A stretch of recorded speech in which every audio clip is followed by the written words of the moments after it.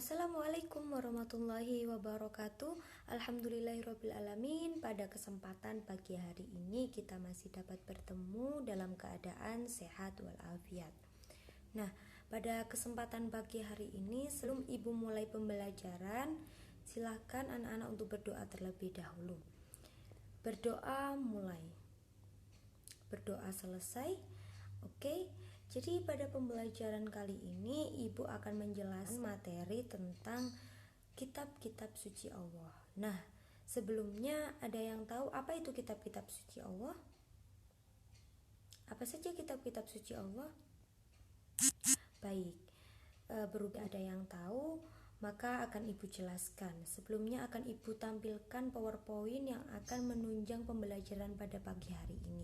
Semoga bisa diterima dan mendapatkan ilmu yang bermanfaat. Mari kita simak. Kitab-kitab Allah Subhanahu wa Ta'ala.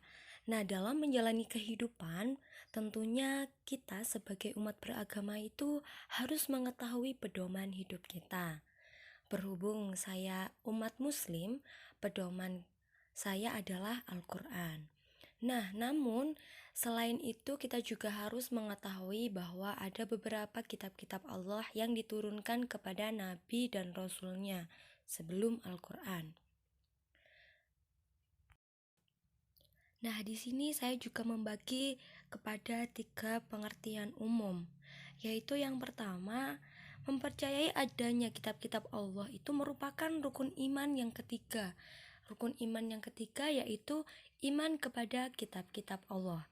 Nah, yang kedua, ada kitab Allah adalah menjelaskan segala peraturan, ketentuan, perintah, dan larangan yang harus dijadikan sebagai pedoman hidup bagi manusia dalam menjalankan kehidupannya, yang sehingga kita bisa mencapai kebahagiaan hidup baik di dunia maupun di akhirat.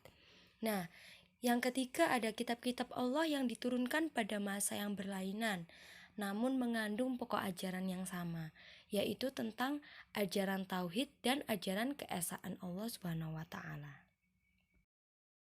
Baik, selanjutnya yaitu tentang kitab-kitab Allah.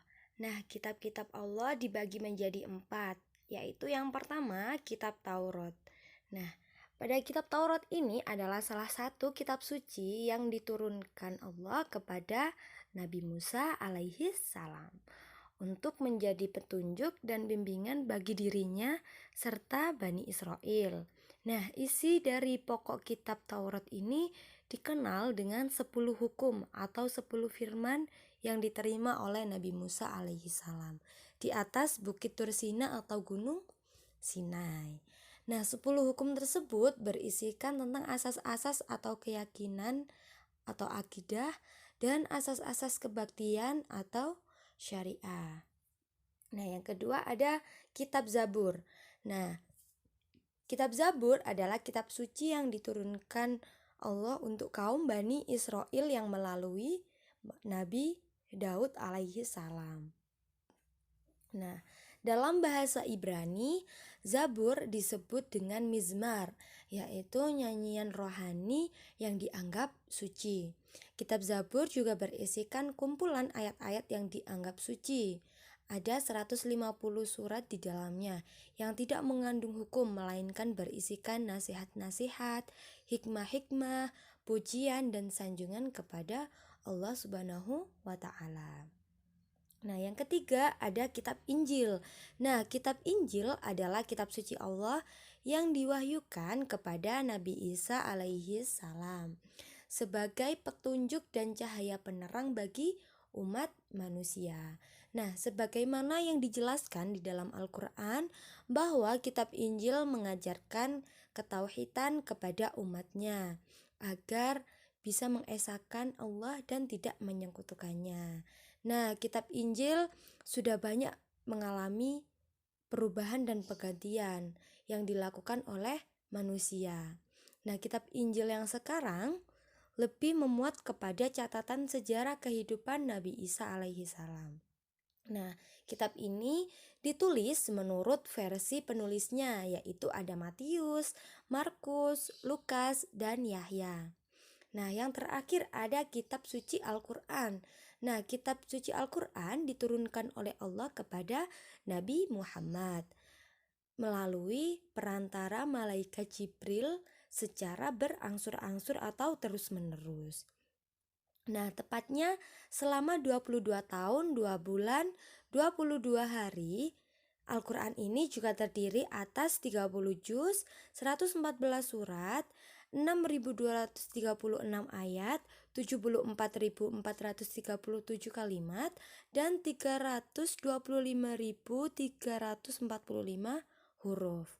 Nah, Nabi Muhammad ini juga diangkat sebagai Rasul, yang berarti manusia pilihan Allah yang diberi wahyu untuk disampaikan kepada umat manusia.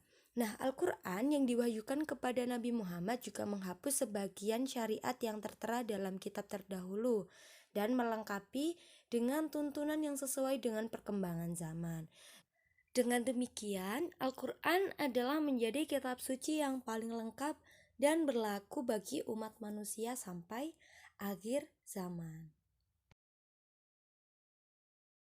Jika tidak ada pertanyaan, Ibu cukupkan untuk pembelajaran pada pagi hari ini. Semoga bermanfaat dan tetap semangat untuk belajar, memahami berbagai macam pembelajaran.